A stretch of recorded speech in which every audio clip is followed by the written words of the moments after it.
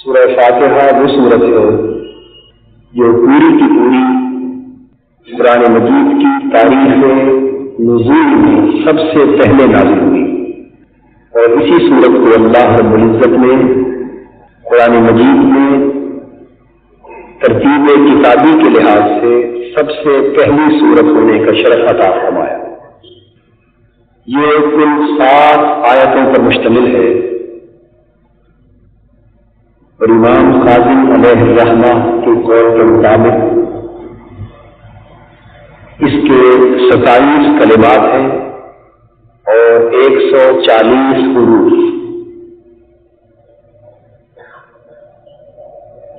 اس سورہ مبارکہ میں نہ کوئی آیت ناسخ ہے اور نہ کوئی منسوخ۔ قرآن مجید کی تمام سورتوں میں اس سورت کو یہ شرف اور امتیاز بھی حاصل ہے کہ اس کے اسماء باقی تمام سورتوں کے مقابلے میں زیادہ ہے، یعنی سورہ فاتحہ متعدد الاسماء ہے۔ حدیث میں بڑی کثرت کے ساتھ اس کے مختلف نام بیان کیے گئے، اور یہ ایک قاعدہ ہے کہ کسی شے کے ناموں کی کثرت اس کے اوصاف، صفات اور کمالات کی کثرت پہ دلالت کرتی ہے۔ مثلا اللہ رب العزت کے اوصاف و کمالات، اس کی قدرتیں اور اس کی صفتیں بے شمار تھیں، اس لیے اللہ کے اسماء گرامی بھی بے شمار ہیں۔ اس طرح حضور نبی اکرم صلی اللہ تعالی علیہ وآلہ وسلم چونکہ اللہ رب العزت کی ذات اقدس کے مظہر تام ہیں، اس لیے حضور کے اوصاف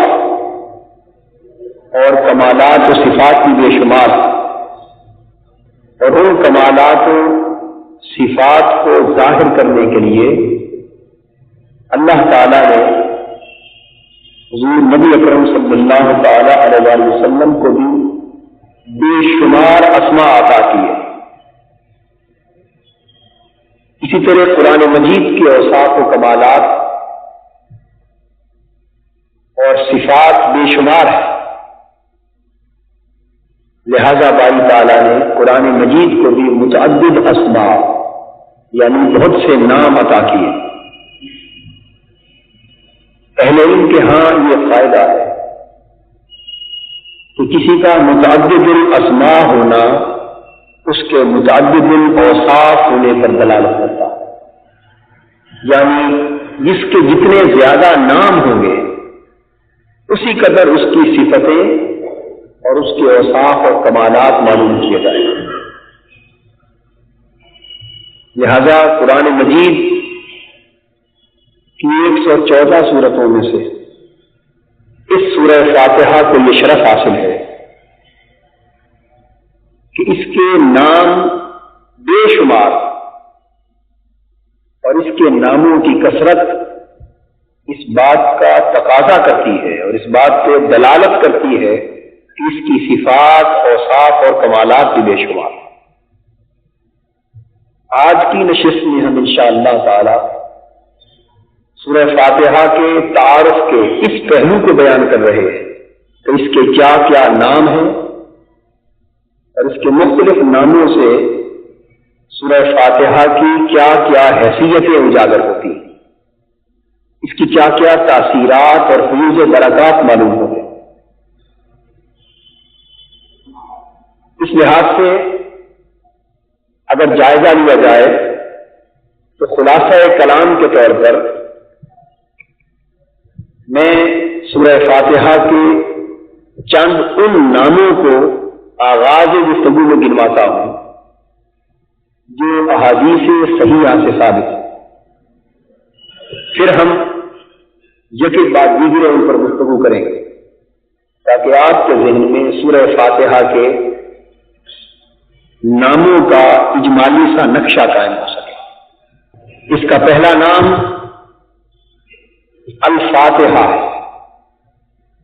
دوسرا نام فاتحۃ الکتاب، پھر فاتحۃ القرآن، پھر ام الکتاب، ام القرآن، سورۃ الکنز، سورۃ النور، السبع المثانی، اساس القرآن، سورۃ الحمد، سورۃ المناجات، سورۃ الشکر، سورۃ الصلاۃ، سورۃ التفویض، سورۃ الدعاء، سورۃ السوال، سورۃ تعلیم المسئلہ، سورۃ الکافیہ، سورۃ الوافیہ، سورۃ الشفاء، سورۃ الشافیہ اور سورۃ الواقیہ۔ یہ 21، 22 یا 23 وہ نام میں نے آپ کے سامنے گنوائے ہیں جن کا تذکرہ احادیث نبوی صلی اللہ علیہ وسلم میں آتا ہے۔ اب آپ اندازہ فرما سکتے ہیں کہ ہر نام سے سورہ فاتحہ کی ایک مستقل حیثیت اور مستقل شان اجاگر ہوئی۔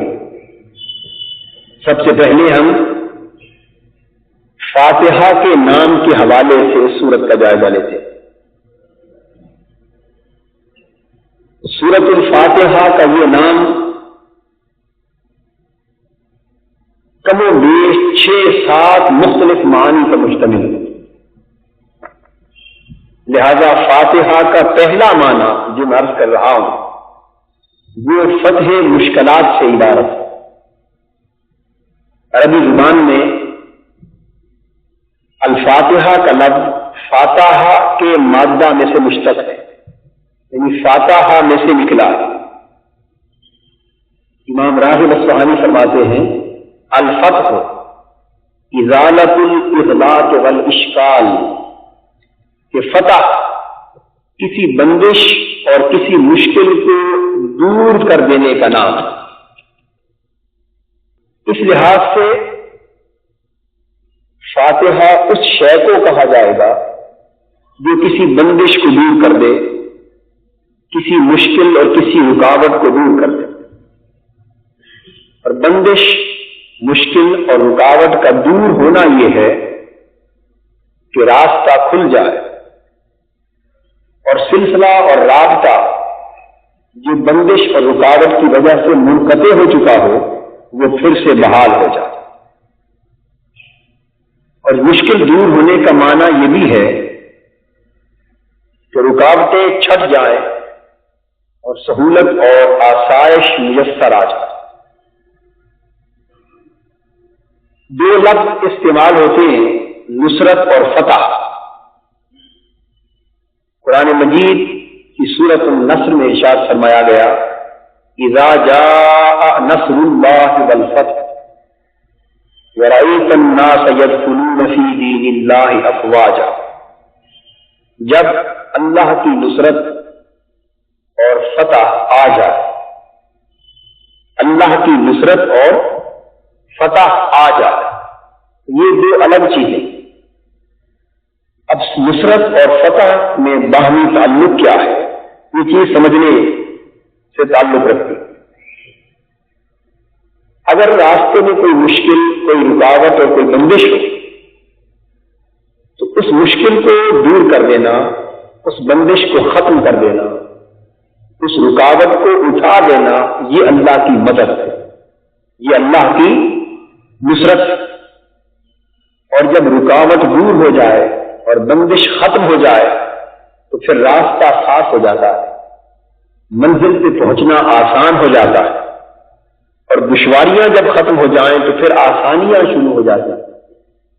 تو بندش ختم ہونے اور رکاوٹ کے ہٹ جانے کے بعد جو آسانی کا دور شروع ہوتا ہے، کامیابی اور کامرانی کی منزل شروع ہوتی ہے اور صاف راستہ میسر آتا ہے، اس حالت کو فتح کہتے ہیں۔ جب تک بندش اور رکاوٹ تھی اور آپ پر راستہ بند تھا، اس وقت اس بندش اور رکاوٹ پر عبور حاصل کرنے کے لیے آپ کو اللہ کی نصرت کی ضرورت ہے، اللہ کی مدد کی ضرورت ہے۔ جب اللہ کی مدد آ گئی اور اس نے اپنی نصرت سے آپ کو بہراور فرما دیا تو اس کی مدد سے مشکلات، رکاوٹیں اور بندشیں دور ہو گئی۔ جب بندشیں اور رکاوٹیں اٹھ گئی تو پھر منزل مقصود تک پہنچنے کا راستہ صاف ہو گیا، پھر آسانیاں شروع ہو گئی۔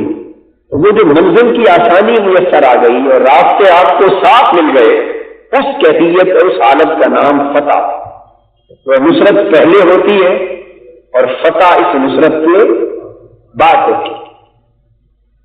تو جب فتح کا لفظ بولا جاتا ہے تو اس میں از خود اللہ کی نصرت شامل ہوتی ہے، اس لیے کہ فتح کی حالت حاصل ہی تب ہوتی ہے جب نصرت اللہ کی پہلے آ چکے۔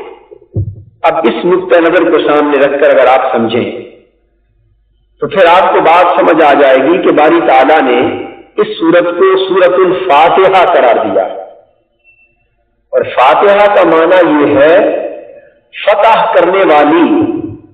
اللہ پاک نے اس سورت کو یہ شرف عطا کیا کہ اس سورت کے اندر یہ تاثیر ہے، یہ کمال ہے، اللہ نے اس سورت کے اندر یہ خصوصیت رکھی ہے کہ جو اسے اپناتا ہے یہ اس کی مشکلوں کو دور کر دیتی ہے، یہ جو اسے اپنا لیتا ہے یہ اس کی زندگی کی رکاوٹوں کو اٹھا دیتی ہے، اس کی بندشوں کو ختم کر دیتی ہے۔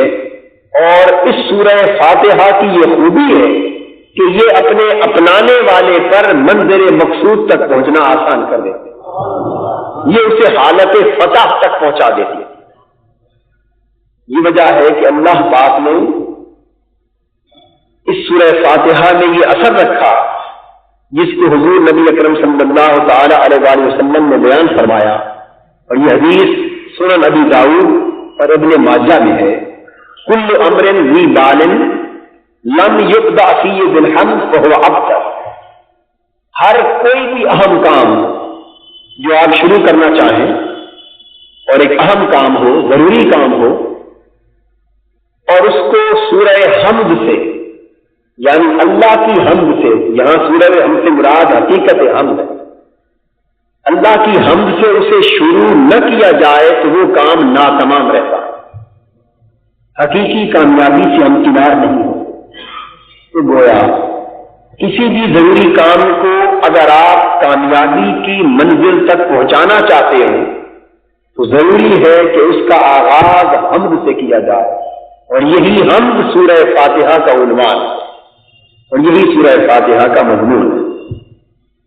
اس لحاظ سے الفاتحہ کا پہلا معنی یہ ہوا کہ یہ وہ صورت ہے جو مشکلات کو فتح کر دیتی ہے، مشکلات کو ہٹا دیتی ہے، رکاوٹوں اور بندشوں کو ختم کر دیتی ہے، اور انسان کی زندگی کو منزل مقصود تک پہنچنے کے لیے آسانیاں اور آسائشیں مہیا کر دیتی ہے۔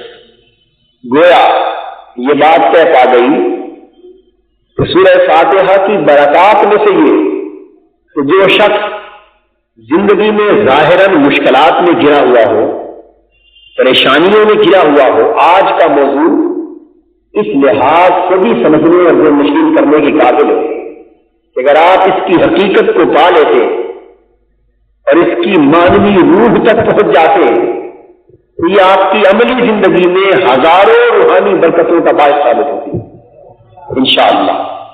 تو یہ طے پا گیا کہ جس شخص کی زندگی میں ظاہری مشکلات خواہ وہ رزق کے حوالے سے ہیں، روزگار کے حوالے سے ہیں، حصول علم کے حوالے سے ہیں، حصول معاش کے حوالے سے ہیں، الگ الگ زندگی کے کسی بھی معاملے میں جو بھی مشکلات، جو بھی رکاوٹیں، جو بھی بندشیں جو انسانی زندگی کو دشوار کر دیتی ہیں، ایک علاج تو ان رکاوٹوں کو دور کرنے کا ظاہری اور مادی ہے۔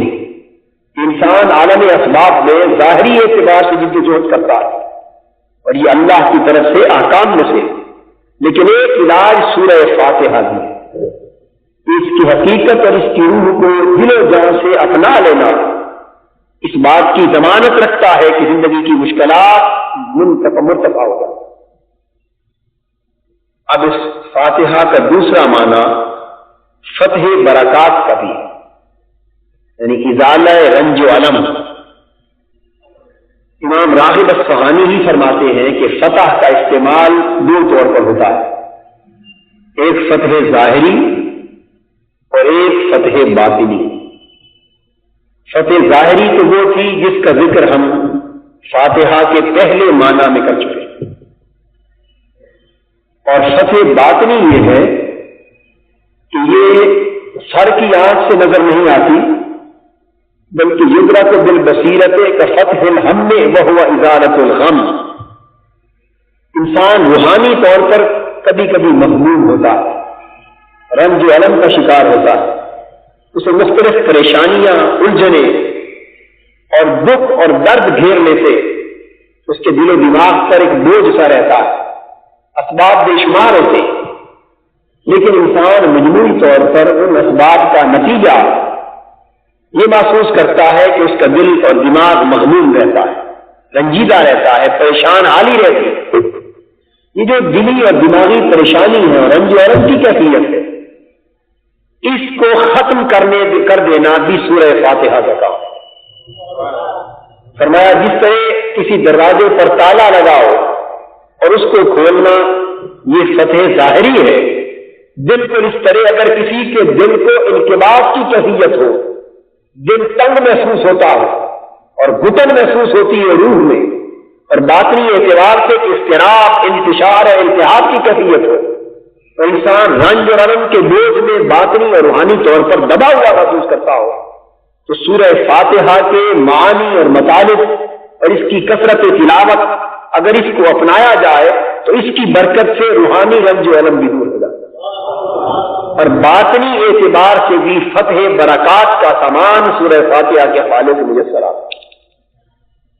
قرآن مجید میں ہے فتحنا علیہم ابواب کل شیء، کہ ہم نے ان پر ہر چیز کے دروازے کھول دیے۔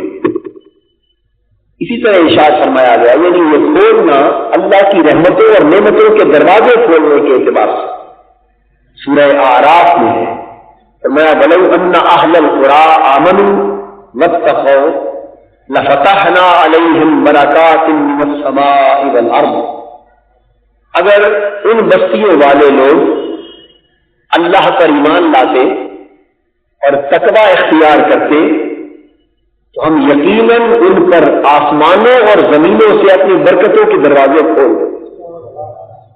اس آیت کریمہ سے یہ ثابت ہوا کہ اللہ رب العزت کی طرف سے برکات، انعامات اور نوازشات کے بے شمار دروازے ہوتے ہیں، آسمانوں پر بھی اور زمینوں پر بھی، اور انسان کو ان دروازوں کا علم نہیں ہوتا۔ کچھ دروازے ظاہری برکات کے ہوتے ہیں، کچھ دروازے باطنی برکات کے ہوتے ہیں۔ ظاہری برکات کے دروازے تو انسان کی محنت، مشقت اور تگ و دو سے کھلتے ہیں، لیکن کچھ دروازے باطنی برکات کے ہوتے ہیں۔ انسان اپنے سر کی آنکھوں سے ان دروازوں کو نہیں دیکھتا، لیکن وہ باطنی برکات کے دروازے باطنی فتح کے ذریعے کھلتے ہیں۔ کچھ اعمال ایسے ہوتے ہیں، تلاوت کلام پاک کی کچھ صورتیں ایسی ہوتی ہیں، کچھ وظائف، کچھ اوراد، کچھ نیکیاں اور ایمان اور عمل کے کچھ بیشے ایسے ہوتے ہیں کہ انسان ان کو اپناتا چلا جاتا ہے اور پردے اٹھتے چلے جاتے ہیں، اور باطنی اور روحانی برکات کے دروازے کھلتے چلے جاتے ہیں۔ دوستو یہاں تک کھلتے چلے جاتے ہیں کہ کبھی انسان کو خبر نہیں ہوتی کہ یہ رزق کہاں سے آ رہا ہے، اس کی ضروریات بے شمار ہوتی ہیں اور ظاہری ذرائع کم ہوتے ہیں، لیکن وہ خرچ کرتا چلا جاتا ہے اور رزق ختم ہونے کو نہیں آتا، وہ بڑھتا چلا جاتا ہے اور جو قدم اٹھاتا ہے وہ کامیابی کی طرف اٹھتا چلا جاتا ہے۔ اور لوگ اس سے پوچھتے ہیں کہ بھئی تمہاری زندگی میں اس قدر آسانیاں کہاں سے آ گئیں؟ وہ شخص جواب دیتا ہے کہ میں اپنے ظاہری حالات کو دیکھتا ہوں تو کچھ پتہ نہیں چلتا، بس یہ اسی کا کرم ہے کہ سارے دروازے کھل گئے۔ یہ جو آپ میں سے ہر شخص کبھی کبھی اپنی چھٹی حص کی صورت میں اس کے کرم کو محسوس کرتا ہے جس کو آپ اس کا کرم کا نام دیتے ہیں، اس کی خاص عنایت کا نام دیتے ہیں اور آپ کہتے ہیں بھئی کچھ خبر نہیں یہ کہاں سے آ رہا ہے، لیکن آ رہا ہے۔ یہ جو خاص آنے کی بات ہوتی ہے یہ باطنی اعتبار سے فتح برکات ہے، یہ اس کے روحانی دروازے ہوتے ہیں، اس کی نعمتوں کے دروازے ہوتے ہیں۔ کسی پر وہ استقامت کا دروازہ کھول دے تو ہزاروں دشمنیوں کے باوجود اس کا دل بے خوف ہو جاتا ہے۔ کسی پر باطنی رزق کے دروازے کھول دے تو ہزاروں دشواریوں کے باوجود اس کے رزق میں فراخی آ جاتی ہے۔ کسی پر خوشی اور فرحت اور طمانینت کے دروازے کھول دے تو ہزاروں مشکلات اور مصائب و آرام کے باوجود اس کا دل مطمئن رہتا ہے، خوش رہتا ہے، سکون کی دولت سے آراستہ رہتا ہے۔ تو سورہ فاتحہ باطنی اعتبار سے بھی فتح برکات کا باعث ہے۔ لہذا وہ لوگ جو باطنی طور پر، روحانی طور پر، ذہنی طور پر اپنے اندر رنج اور الم، پریشانی اور غم کی کیفیت محسوس کرتے ہوئے انہیں مبارک ہو کہ اللہ اور اس کے رسول نے انہیں ان سارے غموں اور رنج اور الم کی محیط کیفیتوں پر کامیابی حاصل کرنے والا وظیفہ عطا فرما دیا، اور وہ سورہ فاتحہ ہے۔ لیکن جو صورت میں ہے کہ طوطے کی زبان سے یہ رٹی نہ جائے بلکہ جو زبان سے ادا ہو وہ من میں اتر رہی ہے۔ اس سورہ فاتحہ میں ڈوبنا درکار۔ اس کے بعد تیسرا معنی فاتحہ کا فتح محیبات ہے۔ کیا معنی ہے؟ فتح محیبات، فتح علوم و ہدایات اور فتح محیبات میں اس کا تیسرا معنی۔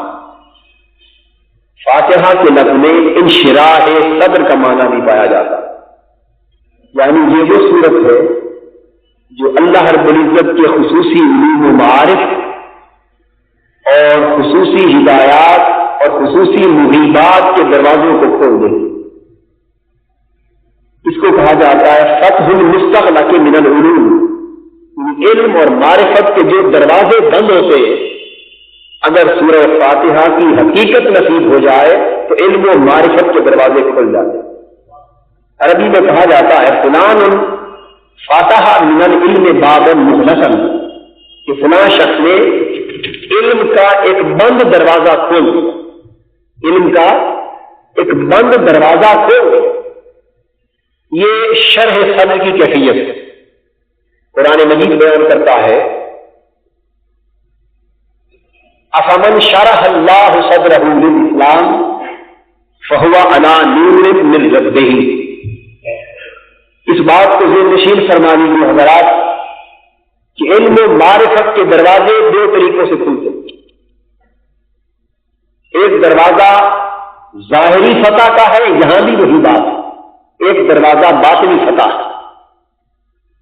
فتح علوم کا ظاہری دروازہ تو اساتذہ کی خدمت میں زانی و تلمس طے کرنے سے کھلتا ہے، علوم و فنون اور کتابوں کی ورق گردانی سے کھلتا ہے، اور سال ہا سال مسجد و مکتب کی صفوں پر بیٹھ کر گھٹنے رگڑنے سے، محنت کرنے سے اور دن رات جاگ جاگ کر پڑھنے پڑھانے اور مطالعہ کرنے سے کھلتا۔ یہ تو ایک دروازہ ہے جس کے کھلنے میں کوئی شک نہیں، اور یہ دروازہ ہر کوئی جانتا، لیکن یہ بات بیان کرنے میں کوئی تأمل محسوس نہیں کرتا، اس لیے کہ یہ بات اسی طرح حق ہے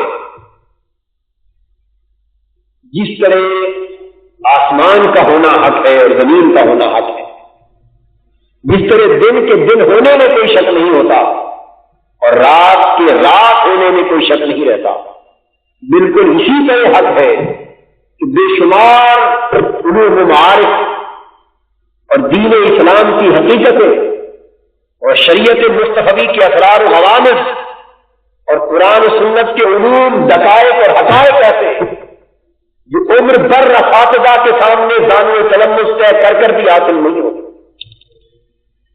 جو عمر بھر علوم اور فنون کی کتابوں کی ورق گردانی سے بھی میسر نہیں جاتا، وہ کس طرح نصیب ہوتے؟ وہ باطنی طور پر فتح علوم سے نصیب ہوتے ہیں۔ اگر اللہ تعالیٰ دل کی کھڑکی کھول دے اور سینے کے سوکھے ہوئے چشمے کو پھر سے آباد کر دے، سینے کے چشمے کو، سینے کے سوتے کو پھر سے کھول دے، اور علوم و معارف کا باطنی سوتا کھل جائے اور باطنی دروازہ کھل جائے، اس طرح وہ کئی باطنی اور روحانی دقائق و حقائق جو ظاہری طور پر فتح باب سے میسر نہ آئے تھے، وہ باطنی فتح باب سے میسر آ جاتے ہیں، اور اس کو انشراح صدر کہتے ہیں۔ اس کو کیا کہتے ہیں؟ انشراح صدر۔ ظاہری دروازے کے کھلنے سے علوم کا حاصل ہونا یہ تو ایک سنت ثابتہ ہے، پوری دنیا میں اہل علم اسی طرح علم و معرفت حاصل کرتے ہیں، لیکن باطنی دروازوں کے ذریعے علم و معرفت کی منزل تک پہنچنا یہ سنت مصطفیٰ نہیں ہے کہ کسی استاد کی خدمت میں زانو تلمس طے کیے بغیر، کسی علم اور فن کی کتاب کی بھرگردانی کیے بغیر صرف اللہ کی عطا سے سارے علوم اور معرفت کے دروازے منکشف ہو گئے۔ یہ نبی اکرم صلی اللہ علیہ وآلہ وسلم کے علوم اور معارف کی کیفیت ہے، وہ علم بالوحی ہے، وہ کسی غیر نبی کو تو حاصل نہیں ہو سکتا، لیکن ان علوم نبوت کا ایک باطنی پرتو ہوتا ہے جو نبی کی امت میں ہزاروں اہل معرفت کو نصیب ہوتا ہے۔ علوم نبوت کا ایک پرتو ہوتا ہے، یہ فیضان نبوت سے امت کے ہزاروں افراد کو نصیب ہوتا ہے، اور قرآن مجید اس کی بات کرتا ہے، افمن شرح اللہ صدرہ للاسلام فہو علی نور من ربہ، پس جس کا سینہ اللہ تعالیٰ اسلام کے لیے کھول دیتا ہے وہ اپنے رب کی طرف سے نور پر ہو جاتا ہے۔ وہ اسلام کے لیے سینے کا کھل جانا اس بات کی نشاندہی کر رہا ہے کہ اسے اللہ کی طرف سے ایک نور عطا ہو جاتا ہے، اور یہی شرح صدر حضور نبی اکرم صلی اللہ علیہ وآلہ وسلم کے ضمن میں بیان فرمایا، الم نشرح لک صدرک، اے محبوب صلی اللہ علیہ وآلہ وسلم کیا ہم نے تیرا سینہ تیری خاطر کھول نہیں دیا؟ تو حضور کا سینہ اقدس کھول دیا، اور اس سینہ نبوت کی برکت سے، اس کے فیضان سے، اس کے پرتاؤ سے حضور کی امت میں سے جس کا سینہ کھول دیا جاتا ہے اس پر غیبی علوم و معارف منکشف ہو جاتا ہے۔ شیخ روز بہان بقی رحمۃ اللہ علیہ اپنی تفسیر عرائس البیان میں فرماتے ہیں، یہ فتح مغیبات کی بات کر رہا ہوں، فاتحہ کے تیسرے معنی کے ضمن میں فرماتے ہیں کہ جن لوگوں کو شرح صدر نصیب ہو جائے اور اللہ کی طرف سے نور میسر آ جائے، پھر ان کی کیفیت فتح مغیبات کی، یعنی غیبی پردوں کے اٹھ جانے کی یہ ہوتی ہے کہ یرون الحق بنورہ ویرون ما دون الحق من العرش الى الثری بنورہ، کہ وہ اللہ تعالیٰ کا صفاتی جلوہ بھی اس کے نور سے کرتے ہیں، اور اللہ کے سوا عرش سے لے کر تحت ثری تک پوری کائنات کے ملکوت کا جلوہ اس کے نور سے کرتے ہیں۔ تو فاتحہ اس تصور کو واضح کرتی ہے کہ فاتحہ وہ شے ہے جو اس طرح غیبی پردوں کو اٹھا دیتی اور باطنی حقائق و دقائق کو منکشف کر دیتی۔ سورہ بقرہ میں ہے، فرمایا گیا قالوا اتحدثونہم بما فتح اللہ علیکم لیحاجوکم بہ عند ربکم، وہ کہتے ہیں کیا وہ علم جو اللہ نے تم پر کھولا تھا، بما فتح اللہ علیکم، وہ علم جو اللہ نے تم پر کھولا تھا، تم دوسروں پر بیان کیے دیتے ہو تاکہ وہ اس کے ذریعے تم پر اپنے اللہ کے ہاں سے حجت لے آئیں۔ تو یہ آیت کریمہ اس تصور کی مزید تائید کرتی ہے کہ کچھ علم ایسا ہوتا ہے جو اللہ کی طرف سے کھول دیا جاتا ہے۔ اس علم کے کھلنے کے لیے نہ کسی خاص علم اور فن کی کتاب پڑھنے کی ضرورت ہے، نہ کسی خاص مکتب میں جا کر زانو تلمس طے کرنے کی ضرورت ہے۔ اس امر کی ضرورت اپنی جگہ مسلم، اس کے تقاضوں کو پورا کرنا اپنی جگہ مسلم، وہ ایک جدا راستہ، لیکن میں فتح مغیبات باطنی کی بات کر رہا ہوں۔ اس دروازے کے کھلنے کے لیے اگر ان تقاضوں میں سے کوئی تقاضا بھی پورا نہ ہوا ہو اور وہ ذات فتح مغیبات کرنا چاہے تو یہ اس کے دست قدرت میں ہے کہ سارے پردے اٹھا دے، دقائق منکشف کر دے، حقائق کے پردے اٹھا دے۔ اور حضور صلی اللہ علیہ وسلم کی امت میں ایسے افراد ہوئے جن پر حقائق و علوم و معارف بغیر زانو تلمس کے کیے منکشف ہو گئے۔ میں ایک مثال آپ کو دیتا ہوں۔ شیخ عبد العزیز فرہاروی رحمۃ اللہ تعالی علیہ ایک بہت بڑے محقق اور عالم فاضل ہو گزرے۔ انہوں نے شرح عقائد نسبی ایک کتاب ہے، علم العقائد اور علم الکلام کی، عقائد کے اوپر مستند متن جو مدارس نظامیہ میں ہم لوگ پڑھتے اور پڑھاتے، اس شرح عقائد نسبی کے اوپر انہوں نے حاشیہ لکھا ہے نبرات کے نام سے، بہت فاضلانہ اور محققانہ حاشیہ ہے، اور شرق سے غرب تک دنیا کے تمام اہل علم شرح عقائد نسبی کے لیے اس حاشیے کو پڑھتے۔ اس حاشیہ نبرات کے مصنف شیخ عبد العزیز فرہاروی، اور جان لیجیے کہ یہ کسی مکتب و مدرسہ میں ایک دن بھی نہیں پڑھے۔ یہ شیخ عبد العزیز فرہاروی علیہ رحمت، انہیں علم کس طرح حاصل ہوا؟ ان کا ذریعہ فتح مغیبات باطنی تھا۔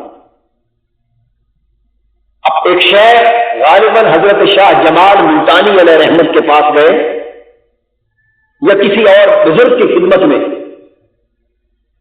ان پڑھ تھے، ان کی شادی ہو گئی اور ان کی زوجہ محترمہ حافظہ قرآن اور عالمہ فاضلہ تھی۔ جب انہوں نے دیکھا کہ میری زوجہ حافظ قرآن ہے اور عالم اور فاضل ہے، یہ جج تھے، ہل چلاتے تھے، ان پڑھ تھے، انہیں یہ شرم محسوس ہوئی کہ بیوی عالم اور فاضل اور خانم جاہل ہو۔ یہ بات پھپتی نہیں، گھر چھوڑ کے چلے گئے۔ کسی شیخ کی خدمت میں وقت گزارنے لگے ملتان جا کر، اور رنگ کے ذرا کالے تھے۔ ان کی خدمت میں سفید رنگ کا گورا عزیز نامی ایک اور درویش بھی تھا، اور حضرت شاہ جمال ملتانی علیہ رحمت کے پاس کبھی کبھی حضرت خضر علیہ السلام ملاقات کے لیے تشریف لاتے تھے۔ حضرت خضر علیہ السلام آئے، انہیں بھی اور دوسرے عزیز کو عرصہ گزر گیا خدمت کرتے درویشی کے طور پر۔ اب دونوں کا نام عزیز تھا، اور ملتانی زبان میں کوچا جو خوبصورت نہ ہو اس کو کوچا کہتے ہیں۔ وہ جو خوبصورت عزیز تھا دوسرا لڑکا درویش، اس کی خدمت کو کافی عرصہ گزر گیا تھا، اب اس کی باری تھی کہ اسے فیضیات کیا جائے۔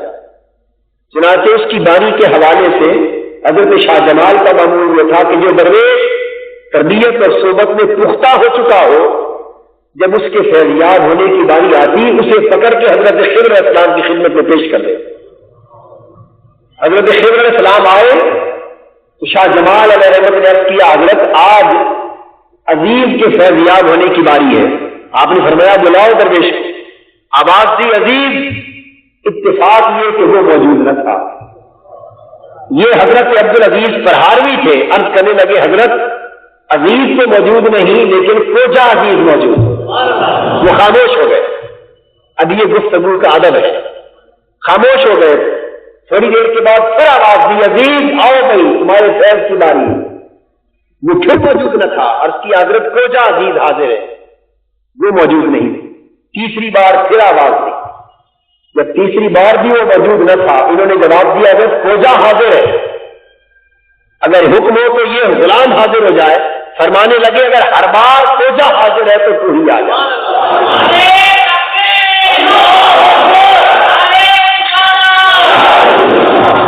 حضرت خضر علیہ السلام کی خدمت میں پیش کر دیا۔ آپ نے ایک توجہ کی اور ان کو حضرت علامہ عبد العزیز فرہاروی بنا دیا۔ اس مغیبات باطنی کے انفتاح سے آپ نے کتابیں تصنیف فرمائی، اور خضر علیہ السلام کی توجہ ہمیشہ ایسی ہی ہوتی تھی، اس لیے کہ اللہ پاک نے انہیں بھی علم بغیر تلمس کے عطا کیا تھا۔ ان کا علم بھی علم لدنی ہے، ان پر بھی مہمات کے باطنی دروازے منکشف ہوئے، اور اللہ نے فرمایا وَوَجَدَا عَبْدًا مِنْ عِبَادِنَا آتَيْنَاهُ رَحْمَةً مِنْ عِنْدِنَا وَعَلَّمْنَاهُ مِنْ لَدُنَّا عِلْمًا۔ حضرت موسیٰ علیہ السلام کو بتایا جا رہا ہے کہ اے موسیٰ، یہ خضر وہ ہمارے بندوں میں سے وہ بندہ ہے جسے ہم نے اپنی خصوصی رحمت کا خزانہ عطا کیا ہے اور اپنی طرف سے خصوصی علم کی دولت عطا کی ہے۔ تو خضر علیہ السلام کسی مقصد مدرسہ میں پڑھے نہ تھے، آتیناہ رحمۃ من عندنا وعلمناہ من لدنا علما، اللہ کے خصوصی علوم و معارف کے خزانوں میں سے خزانہ علم غیبی طور پر انہیں عطا ہوا تھا۔ تو بس چونکہ جو دولت ان کے پاس تھی وہی دولت آگے بانٹنی تھی کہ جس کے پاس جو خزانہ ہوتا ہے وہی پیدا کرتا ہے، جو تفسیر کا علم رکھتا ہو تفسیر کا علم پھیلایا کرتا ہے، جو علم حدیث رکھتا ہو، جو علم فقہ رکھتا ہو، جو علم اصول رکھتا ہو، جو اس کے پاس جائے گا جو کچھ اس کے پاس ہے وہی کچھ آگے بانٹے گا، چونکہ ان کے پاس دولت علم لدنی کی تھی، فتح مغیبات باطنی کی دولت تھی، لہذا جس پر توجہ کرتے اس پر غیبی دروازے کھولتے اور اس پر مغیبات باطنی کے راستے منکشف ہو جاتا۔ یہ ایک اور راستہ ہے جو ہر کسی کو نصیب نہیں ہوتا، یہ اسی کو نصیب ہوتا ہے جس پر باری تعالیٰ کی نگاہ انتخاب پڑ جاتی ہے، پھر اسے انشراح صدر عطا کرتا، اس کے حجابات مرتفع ہو جاتے، اس کے پردے اٹھا لیے جاتے اور حقائق و دقائق اسے دکھائے جاتے، اور وہ جب قرآن کی تلاوت کرتا اور سنت نبوی کو پڑھتا، الفاظ وہی ہوتے ہیں جنہیں دوسرے پڑھتے، لیکن ان الفاظ کے اندر معانی و مطالب اور علوم و معارف کے وہ سمندر موجزن دکھائی دیتے جو کسی اور علم ظاہر کے ماہر کو نظر نہیں آتا۔ یہ فتح مغیبات باطنی کی بات سورہ فاتحہ کی بات میں کر رہا تھا۔ فاتحہ کے لفظ چونکہ فتح کے مادہ سے نکلا ہے اور فاتحہ سے اسم آلہ ہے مفتاح۔ کیا اسم آلہ ہے؟ مفتاح۔ مفتاح کہتے ہیں کنجی کو۔ کسے کہتے ہیں؟ کنجی کو، چابی کو۔ اب مفتاح کی جمع مفاتح مفاعل کے وزن پر اور مفاتیح مفاعیل کے وزن پر آتی ہے۔ بہت سی کنجیوں کو مفاتح کہتے ہیں۔ اب یہاں ایک نکتہ قابل غور ہے جو فاتحہ کے تیسرے معنی کے ذیل میں سمجھانا چاہتا ہوں۔ قرآن مجید میں ارشاد فرمایا گیا وَعِندَهُ مَفَاتِحُ الْغَیْبِ لَا يَعْلَمُهَا إِلَّا هُوَ، اور اللہ ہی کے پاس ہے غیب کی کنجیاں۔ اللہ ہی کے پاس ہے غیب کی کنجیاں، انہیں اللہ کے سوا اور کوئی نہیں جانتا، سوائے اس کے اور کوئی نہیں جانتا۔ اس آیت کریمہ میں وہ کائناتی حقائق و دقائق اور وہ کائنات کے علوم و معارف جو تلمس کے ذریعے نہیں آتے بلکہ مخفی اور مستور ہوتے ہیں، جو پردہ غیب میں ہوتے ہیں، عام نگاہوں سے اوجھل رہتے ہیں، ان کو غیب کہا گیا اور فرمایا کہ اس غیب کی کنجیاں اللہ کے پاس۔ اب یہ نکتہ قابل توجہ ہے، کنجی فاتحہ کے مادہ میں سے، مفتاح فاتحہ میں سے، اور فاتحہ کا معنی ہے کھولنا اور مفتاح کا معنی ہے وہ آلہ جو بند کو کھول دے۔ مفتاح کا کیا معنی ہے؟ وہ آلہ جو بند شے کو کھول دے، جو مخفی شے کو بے نقاب کر دے، اس کو مفتاح کہتے ہیں۔ اور وہ شے جسے کبھی نہ کھلنا ہو اس کی کنجی بنانے کی ضرورت نہیں ہوتی۔ وہ شے جس کی خاصیت یہ ہو کہ اسے کبھی نہ کھلنا ہو اور وہ کسی پر کھولی نہ جانی ہو، اور اس کی خاصیت یہ ہو کہ یہ ہمیشہ بند رہے اور ہمیشہ مخفی رہے، اس کا کنجی سے کوئی تعلق نہیں ہوتا۔ کنجی اسی تالے کی ہوتی ہے جسے کبھی نہ کبھی کھلنا ہو۔ کنجی اسی تالے کی ہوتی ہے جس کا کبھی کبھی کھلنا مقصود ہو۔ اللہ پاک فرماتے ہیں وَعِندَهُ مَفَاتِحُ الْغَیْبِ، اور غیب کی کنجیاں اس کے پاس ہیں۔ آیت کریمہ کے یہ الفاظ دو طریقے سے حقیقت کو واضح فرما رہے ہیں کہ غیب کوئی ایسی شے نہیں جو کبھی نہ کھلے اور کسی پر نہ کھلے، بلکہ غیب کے ساتھ مفاتح یعنی کنجیوں کا تصور خود اس حقیقت کو واضح کر رہا ہے کہ یہ غیب وہ خزانہ ہے جو عوام پر بند رکھنے کے لیے تالے میں لگایا جاتا ہے، لیکن اس کو کبھی کبھی کھولا بھی جاتا ہے اور کسی کے لیے کھولا بھی جاتا ہے، اور کھولا کنجیوں کے ذریعے جاتا ہے، اور کنجیاں اللہ کے پاس ہیں، اس کے سوا اور کوئی مالک نہیں۔ بس جس پر وہ بند رکھنا چاہے اس کے لیے غیب پر تالا رہتا ہے، جس کے لیے کھولنا چاہے اس کے لیے غیب کی کنجی ہوتی ہے۔ تو وہ جس کے لیے چاہے غیب کو کھول دینا، تو کنجی کا مالک وہ ہے، وہ جب چاہے کھول دیتا ہے۔ اب یہ جو تصور میں نے عرض کیا وَإِنَّهُ مَفَاتِحُ الْغَیب سے کہ غیب کی کنجیاں اس کے پاس ہیں، اس تصور کی بنیاد یہ ہے کہ کنجی کا تصور ہی یہ بتا رہا ہے کہ بند شے کو کبھی نہ کبھی کھلنا ہوگا۔ اب یہ بات ہم قرآن مجید سے دریافت کرتے ہیں تو قرآن مجید سورہ جن میں ارشاد فرمایا گیا، آیت نمبر 26-27، عالم الغیب فلا یظہر علی غیبہ احدا، وہ غیب کا جاننے والا ہے اور وہ اپنے غیب پر کسی کو غالب اور مسلط نہیں فرماتا، الا من ارتضی من رسول، لیکن رسولوں میں سے جس کو پسند کر لے اس کو اس کے لیے چن لیتا۔ اب اس آیت کریمہ نے فَإِنَّهُ يَسْلُكُ مِن بَيْنِ يَدَيْهِ وَمِنْ خَلْفِهِ رَصَدًا، اور اس غیب کی حفاظت کے لیے، خزانہ غیب کی حفاظت کے لیے اس کے آگے بھی اور پیچھے بھی پہرا مقرر فرما دیتا۔ تو خزانہ غیب کا مالک وہ اور غیب کا جاننے والا وہی ہے، اور یاد رکھ لیجئے کہ فی الحقیقت اور بالذات اللہ کے سوا کائنات کا کوئی فرد اس کے غیب کو نہیں جانتا۔ وہی غیب کا مالک ہے اور وہی غیب کا جاننے والا، اور وہ غیب کو تالے میں، یہ استعارہ کی زبان استعمال ہو رہی ہے، یعنی تالا اور چابی یہ زبان ہے استعارہ، ورنہ سلواتے کوئی تالا چابی نہیں ہے، یہ بات سمجھانے کے لیے تمثیل کی زبان میں بات کی جا رہی ہے۔ اس کا غیب تالے میں رہتا یعنی بند رہتا، اور وہی اس کا مالک العالم ہے، لیکن چونکہ اس غیب کو وہ کبھی کبھی کھولتا بھی ہے۔ کس کے لیے کھولتا ہے؟ فرمایا فلا یظہر علی غیبہ احدا، اس کائنات بنی آدم میں سے کسی شخص کو اس غیب پر مسلط نہیں کرتا۔ مسلط ہونے کا معنی یہ ہوتا ہے جب آدمی کسی شے پر غالب اور مسلط ہو جائے تو گویا وہ اس کا قابض اور مالک ہو جاتا ہے، جب چاہے کھول لے جب چاہے بند کر دے۔ تو فرمایا نہیں، غیب کا مالک وہ، کنجیاں اس کے ہاتھ میں، جاننے والا وہ، کسی شخص کو وہ اپنے غیب پر یوں مسلط اور غالب نہیں کرتا کہ جب اس کے دل میں آئے کھول لے، جب دل میں آئے بند کر لے۔ نہیں، جب چاہے کھولنا جب چاہے بند کرنا یہ اللہ کے اختیار میں، کسی اور کے اختیار میں نہیں ہے۔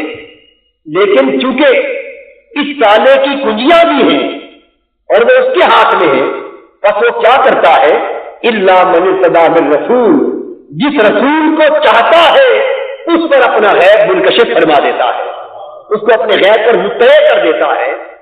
اسی تصور کو سورہ آل عمران میں بیان فرمایا وما کان اللہ لیطلعکم علی الغیب، اور اللہ تعالیٰ کی یہ شان ہرگز نہیں کہ تمہیں اے لوگوں تمہیں غیب پر مطلع فرمائے، ولکن اللہ یجتبی من رسلہ من یشاء فآمنوا باللہ ورسلہ، اللہ اے لوگوں تمہیں اپنے غیب پر مطلع نہیں فرماتے، لیکن اس غیب پر اطلاع پانے کے لیے اور غیب پر مطلع کرنے کے لیے اپنے رسولوں میں سے جسے چاہتا ہے چن لیتا۔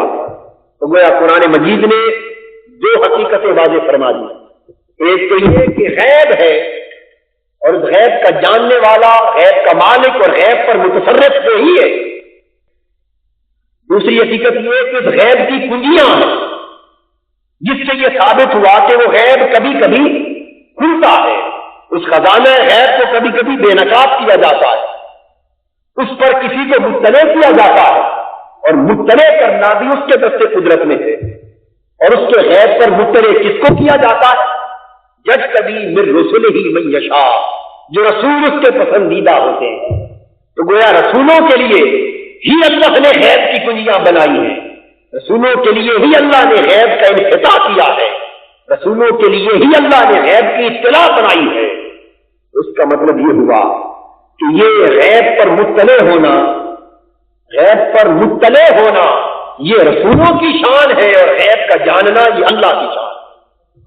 یہ میں ایک علمی نقطہ آپ کو عرض کر رہا ہوں، اس سے سب جھگڑے آپ کے حل ہو جائیں گے، غلط فہمیاں دور ہو جائیں گی۔ یعنی اللہ کی شان غیب کا اطلاع پانا نہیں، کیونکہ اطلاع کسی کے دینے سے ہوتی ہے۔ آپ دیکھیے، میں آپ کو ایک شے کی اطلاع دوں گا تو تبھی آپ اسے جانیں گے نا۔ تو اطلاع وہ شے بات ہے جو کسی کے بتانے سے کسی کو اطلاع ہوتی ہے۔ آدمی مطلع تب ہوتا ہے جب کوئی اطلاع دینے والا ہو۔ تو یہ اللہ کی شان نہیں کہ وہ کسی کے بتانے سے غیب پر مطلع ہو، وہ از خود غیب کا جاننے والا۔ تو عالم الغیب وہ ہے، اور مطلع علی الغیب اللہ کے رسول ہوتے۔ غیب کو خود جاننا اس کی شان ہے، اور غیب پر مطلع کیا جانا یہ اللہ کے رسول کی شان ہے۔ تو اگر کوئی شخص یہ عقیدہ رکھے کہ اللہ کے رسول اللہ کی طرف سے غیب پر مطلع ہے، تو یہ بھی عین ایمان ہے، اور یہ عقیدہ رکھے کہ اللہ خود غیب کا عالم ہے، یہ بھی عین ایمان ہے۔ اللہ کی شان بندوں میں منتقل کرنا کفر ہے، اور بندوں کی شان اللہ کی طرف منتقل کرنا بھی کفر ہے۔ تو غیب کا علم اللہ کا ہے، غیب کی اطلاع اللہ کے رسولوں کی ہے۔ اس لیے فرمایا کہ اللہ پاک کسی کو مسلط نہیں کرتا اپنے غیب پر، بلکہ خود جس کے لیے چاہتا ہے منفتح فرما دیتا، منکشف فرما دیتا ہے۔ گویا ثابت ہوا کہ اللہ پاک کی دو شانیں، وہ عالم الغیب بھی ہے اور فاتح الغیب بھی ہے۔ کیا شانیں ہیں؟ اگر وہ محض عالم الغیب ہو اور کسی پر منکشف نہ کرے تو اس علم کے اندر بالذات ایک بخل پایا جاتا ہے۔ اگر کوئی شخص ایک مخفی شے کو صرف خود جانے اور کسی اور کو ہرگز نہ بتائے، تو جب کسی کو ہرگز بتانا ہی نہیں ہے تو پھر وہ علم بالذات ایک بخل کی شاخ بن جاتا ہے۔ وہ علم کیسا ہوا کہ اللہ کا علم ہو اور صرف اپنے پاس رکھے اور کسی کو مطلع نہ کرے، اس علم میں بھی بخل کی شان پائی جاتی ہے۔ اور اللہ پاک بخل سے بے نیاز ہے، بخل سے بلند ہے۔ ارے وہ دوسروں کو یہ کہتا ہے کہ جو تمہیں معلوم ہو اوروں کو بتایا کرو، تو وہ خود ایسا بخیل کس طرح ہو سکتا ہے کہ وہ علم اپنے پاس رکھے اور کسی پر اس کی ضرورت کے مطابق بھی کبھی منکشف نہ کرے۔ اس لیے وہ عالم الغیب بھی ہے سورہ جن کے اعتبار سے، اور وہ فاتح الغیب بھی ہے سورہ انعام کی آیت نمبر 59 کے اعتبار سے۔ وَإِنَّهُ مَفَاتِحُ الْغَیْبِ، تو عالم الغیب وہ اپنے لیے ہے، اور فاتح الغیب وہ اپنے نبیوں اور رسولوں کے لیے ہے۔ یہ جو فاتح الغیب ہونے کی شان ہے، قرآن مجید کے اندر اللہ نے یہ شان سورہ فاتحہ کو عطا کی۔ قرآن کے اندر یہ شان اللہ نے سورہ فاتحہ کو عطا کی۔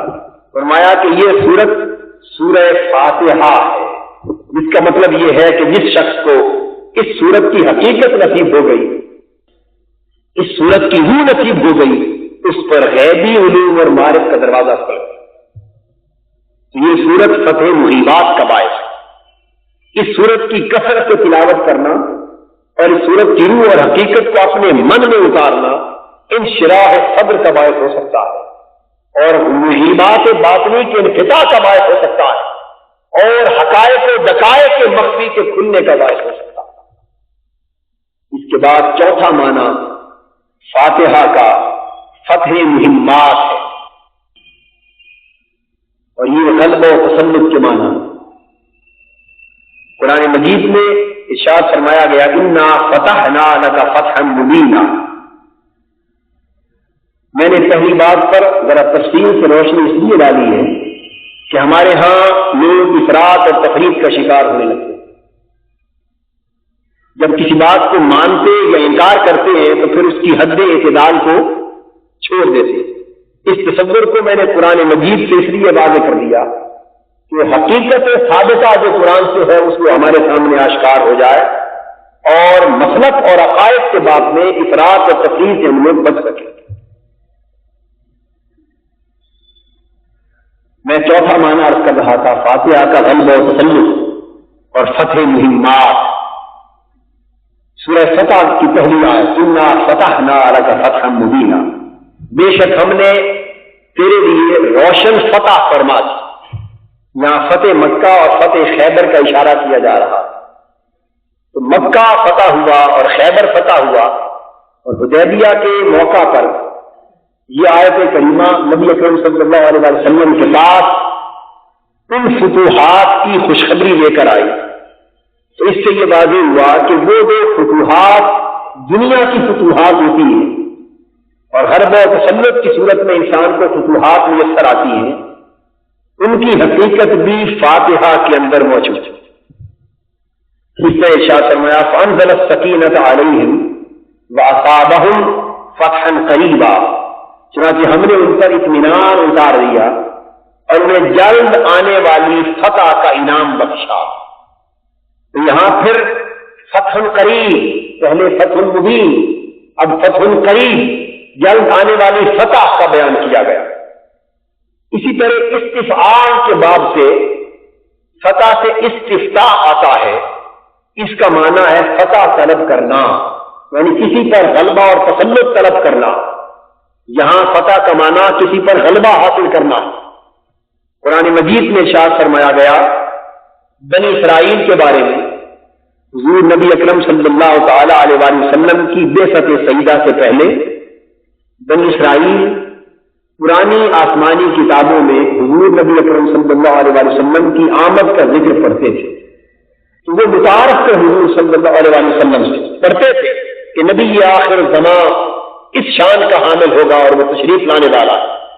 تو قرآن مجید میں ہے کہ وہ بنی اسرائیل جب کافروں سے جنگ کرتے، مخالفوں سے جب ان کا مارکا آرائی ہوتی، تو وہ جنگ کے وقت اللہ سے حضور نبی اکرم صلی اللہ علیہ وسلم کا نام لے کر حضور کے وسیلے سے اللہ سے فتح طلب کرتے تھے، اللہ سے فتح طلب کرتے تھے۔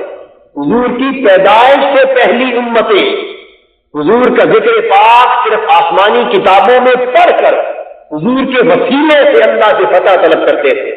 قرآن گواہ ہے وَقَالُوا مِن قَبْلُ يَسْتَفْتِحُونَ عَلَى الَّذِينَ كَفَرُوا فَلَمَّا جَاءَهُم مَّا عَرَفُوا كَفَرُوا بِهِ۔ حضور نبی اکرم صلی اللہ علیہ وسلم کی آمد سے پہلے وہ اپنی جنگوں میں حضور کا واسطہ دے کر اللہ کی بارگاہ سے کافروں پر فتح طلب کرتے تھے، حضور کا واسطہ دے کر فتح کا سوال کرتے تھے، اور جب وہی رسول ان کے پاس آ گیا جس کے نام پر فتح مانگتے رہے ہیں، اس کو پہچاننے سے انکار کرتا اور اس سے کفر کے مرتکب ہو گئے۔ قرآن مجید ان کافروں کو ایک خاص انداز سے متوجہ کر رہا ہے کہ ظالموں ذرا سوچو تو صحیح، جب تک یہ رسول تمہارے پاس ظاہراً نہ آیا تھا اور تم صرف اس کے نام سے واقف تھے، اس وقت تو اس کا وسیلہ دے کر اللہ سے مانگتے تھے، اب یہ آ گیا اور اس کی ذات تمہارے سامنے ہے، اب اس کو ماننے اور پہچاننے کے انکاری ہو گئے۔ قرآن مجید فتح سے استفتاح کو فتح غلبہ طلب کرنے کے معنی میں استعمال کر رہا ہے۔ تو یہاں سے یہ بات واضح ہوئی کہ فتح کا معنی ظاہری غلبہ حاصل کرنا بھی ہے۔ چنانچہ سورہ فاتحہ اپنے نام فاتحہ کی بنا پر یہ تاثیر بھی رکھتی ہے کہ جو شخص سورہ فاتحہ کا کثرت کے ساتھ ورد کرے، کثرت کے ساتھ اس کا وظیفہ کرے اور کثرت کے ساتھ اس کے توسل سے اللہ کی بارگاہ سے برکت طلب کرے، تو سورہ فاتحہ کا کثرت ورد یہ برکات انسان کو عطا کر دیتا ہے کہ سورہ فاتحہ کی حقیقت کو پانے والا زندگی میں کبھی بھی دشمن سے مغلوب نہیں ہو سکتا۔ جو دشمن جو دل اس پر حملہ آور ہوگا، سورہ فاتحہ کی حقیقت رکھنے والا دشمنوں پر غالب ہوگا۔ اور میں نے بعض علماء سے اور اہل دل سے یہ سنا اور ان سے یہ جانا کہ سورہ فاتحہ کی کثرت ورد سے انسان اگر بڑے سے بڑے حملے کی زد میں بھی آ جائے تو وہ کرشماتی طور پر اللہ پاک اسے بچا دیتے ہیں۔ اس لیے کہ اس آیت کریمہ کے اندر ایک آیت ایسی بھی ہے جو خالصتاً استمداد پر مبنی ہے. فرمایا ایاک نعبد و ایاک نستعین، اے اللہ ہم تیری ہی عبادت کرتے ہیں اور تجھ ہی سے مدد مانگتے ہیں. دوستو، جب انسان اللہ کو یہ پکار رہا ہو کہ باری تعالیٰ ہم تجھ ہی سے مدد مانگتے ہیں اور تیری ہی عبادت کرتے ہیں، اور اس کا دل بھی اس کی زبان کے ساتھ قول میں شریک ہو جائے، دل تائید کرنے لگے اور یہ قول اس کے من کی اتھاہ گہرائیوں میں اتر جائے اور اس کے من کی زبان بن جائے، تو اس کا کثرت سے ذکر کرنا اللہ کو مستعان بنا دیتا ہے. اور جس کا مدد کرنے والا اللہ ہو، کون سا حملہ ایسا ہوگا کہ وہ بندہ مغلوب ہو جائے کہ دنیا کی کوئی طاقت اس بندے کو مغلوب نہیں کر سکتی. وہ ہر شے پر غالب ہوتا ہے، وہ ہر مقابلے میں فائق ہوتا ہے، اور وہ ہر مارکے میں غالب مسلط کیا جاتا ہے. یہ سورہ فاتحہ کی برکات میں سے. اس کے بعد سورہ فاتحہ کا ایک 5واں معنی فاتحہ کے لفظ کا انکشاف حق اور فیصلہ قطعی بھی. فاتحہ کا لفظ جیسا کہ میں نے عرض کیا فاتحہ سے نکلا ہے، اور فتح کا معنی آخری فیصلہ کرنے کے بھی ہوتے ہیں اور حق اور باطل کو جدا جدا کر دینے کے بھی ہوتے ہیں. اس لحاظ سے فاتحہ کا معنی ہوا حق اور باطل کو جدا کرنے والی اور آخری حتمی اور قطعی فیصلہ صادر کرنے والی صورت. قرآن مجید میں فرمایا گیا کہ قیامت کا دن یوم الفتح، قیامت کو فتح کا دن کہتے ہیں. کیوں فتح کا دن کہتے ہیں؟ کہ اس دن حق اور باطل جدا جدا ہو جائے اور اللہ کی عدالت سے آخری قطعی فیصلہ صادر کر دیا جائے. ارشاد فرمایا گیا، کافر پوچھتے وَيَقُولُونَ مَتَىٰ هَٰذَا الْفَتْحُ إِن كُنتُمْ صَادِقِينَ قُلْ يَوْمَ الْفَتْحِ لَا يَنفَعُ الَّذِينَ كَفَرُوا إِيمَانُهُمْ وَلَا هُمْ يُنصَرُونَ. وہ پوچھتے ہیں کہ فتح یعنی آخری فیصلے کا دن کب ہوگا، لاؤ وہ دن اگر تم سچے ہو. جواب میں فرمایا، محبوب تو کہہ دے، ان سے فرما دے یوم الفتح یعنی قیامت کا دن آخری فیصلے کا دن ہوگا، اور اس دن اگر تم آج انکار کرنے والے، کفر کرنے والے اس فیصلے کے دن اس پر ایمان لے بھی آئے تو تمہارا ایمان قبول نہیں کیا جائے گا اور پھر تمہیں مہلت بھی نہیں دی جائے گی. اس آیت کریمہ میں 2 مقامات پر قیامت کو یوم الفتح کہہ کر تعبیر کیا گیا. اسی طرح یہ بھی ارشاد فرمایا گیا اعراف میں، ربنا افتح بیننا وبین قومنا بالحق وانت خیر الفاتحین. اے ہمارے اللہ، تو ہمارے اور ہماری قوم کے درمیان واضح فیصلہ فرما دے اور تو حق کے ساتھ فیصلہ فرما دے کہ تو سب سے بہتر فیصلہ فرمانے والا. تو ان آیتوں میں آپ دیکھ رہے ہیں فتح کا معنی فیصلہ، اور اسی کے اندر حق اور باطل کو جدا کرنے کا فیصلہ. ارشاد فرمایا گیا سورہ انفال میں، یرید اللہ ان یحق الحق بکلماتہ ویقطع دابر الکافرین لیحق الحق ویبطل الباطل ولو کرہ المجرمون. کہ اللہ کا ارادہ یہ ہے کہ وہ اپنے وعدے کو سچ کر دکھائے تاکہ حق نکھر کر حق ہو جائے اور باطل کھل کر باطل ثابت ہو جائے، اور مجرم لوگ بے شک اس کی مخالفت کیوں نہ کرتے رہے. یہاں باطل کو جڑ سے کاٹ دینا، باطل کو بے نقاب کر دینا اور حق کو بے نقاب کر دینا اور حق کے وعدے کو سچا کر دکھانا، اس کو ارادہ ایسی قرار دیا جا رہا ہے. تو گویا فتح کے اندر آخری فیصلہ کرنا اور حق اور باطل کے اندر واضح امتیاز پیدا فرمانا، یہ فاتحہ. اس لحاظ سے قرآن مجید کی سورت کو سورہ فاتحہ فرمایا گیا کہ یہ وہ سورت ہے جو حق اور باطل کو واضح طور پر جدا کر دیتی، حق کی راہ کو باطل کی راہ سے ممیز کر دیتی، جھوٹ کو سچ سے، کذب کو صدق سے اور گمراہی کو ہدایت سے بالکل منفرد اور ممتاز کر دیتی، اور یہ دو راہیں بیان کر دیتی تاکہ جو چاہے حق کی راہ کو اپنا لے، جو چاہے باطل کی راہ کو اپنا لے. حق اور باطل کو جدا کرنے کا یہ کردار ہی وہ کردار ہے جس نے سورت کو سورہ فاتحہ کر دیا ہے کہ یہ فتح کرنے والی یعنی حق اور باطل میں آخری فیصلہ کرنے والی. سوال یہ ہے کہ وہ کون سا مقام ہے سورہ فاتحہ میں جس نے اس کو فاتحہ بنا دیا یعنی حق اور باطل کے بیٹے فیصلہ کرنے والی سورت کے مقام پر پہنچا دیا اور گمراہی اور ہدایت کو جدا کرنے والی سورت بنا دیا. وہ مقام یہ ہے جہاں انسان اپنی زبان سے اللہ کی بارگاہ میں پکارتا اہدنا الصراط المستقیم، اے اللہ ہمیں سیدھی راہ دکھا. اب دوستو صرف یہ کہہ دینے سے کہ ہمیں سیدھی راہ دکھا اس دعا سے اور سیدھی راہ کو صراط مستقیم کہہ دینے سے حق اور باطل میں فرق واضح نہیں ہو جاتا. گمراہی اور ہدایت جدا جدا ہو کر نکھر کر سامنے نہیں آتی، اس لیے کہ یہ التجا تو ہر کوئی کرتا ہے اور ہر شخص اپنی راہ کو صراط مستقیم کہتا ہے، ہر شخص اپنے راستے کو راہ ہدایت کہتا ہے. تو پھر یہ سورت فاتحہ کس طرح ہو گئی کہ یہ حق اور باطل کو واضح طور پر جدا کر رہی ہے؟ اس لیے ہوئی کہ یہ سورت قرآن کی وہ پہلی اور آخری سورت ہے جس نے صراط مستقیم کو دو طریقوں سے اس طرح معین اور مشخص کر دیا کہ حق کی راہ کو بھی اللہ کے بندوں کے ذریعے سے واضح کر دیا اور باطل کی راہ کو بھی بندوں کی علامت سے واضح کر دیا. فرمایا کہ انسان تو اللہ کی بارگاہ میں یہ سوال کر اہدنا الصراط المستقیم، ہمیں سیدھی راہ دکھا. اب یہ سوال پیدا ہوا کہ سیدھی راہ کون سی ہے؟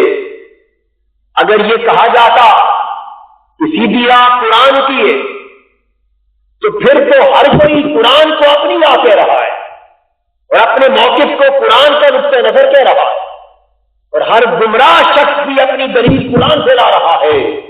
کیا یہ بات درست نہیں ہے؟ اس تاریخ میں جتنے باطل فرقے، خوارج کے فرقے بھی قرآن سے سند لیتے تھے، معتزلہ بھی قرآن سے سند لیتے تھے، مرجئہ بھی قرآن سے سند لیتے تھے اور شیعہ اور سنی، مقلد اور غیر مقلد اور ہر مکتب فکر اور ہر مسلک کا شخص، حتیٰ کہ اہل قرآن اور چکرالوی، یہاں تک کہ قادیانی بھی اپنی ہر بات کی سند قرآن سے لانے کی کوشش کرتا ہے. جب ہر شخص اپنی راہ کو قرآن کی راہ قرار دے رہا ہے تو پھر یہ فیصلہ اتنی بات کہنے سے تو نہیں ہو سکتا کہ مجھے قرآن کی راہ دی. اب سوال پیدا ہوتا ہے کہ کوئی کہہ لے کہ قرآن اور سنت کی راہ سیدھی راہ. یہ بات حق ہے کہ قرآن اور سنت کی راہ ہی سیدھی راہ، لیکن یہی دشواری یہاں بھی درپیش کہ ہر شخص، ہر باطل اور ہر گمراہ اپنے عقیدے کو کتاب و سنت کا عقیدہ کہہ رہا ہے اور ہر شخص اپنی دلیل کتاب اور سنت سے لا رہا ہے، قرآن اور حدیث سے لا رہا ہے.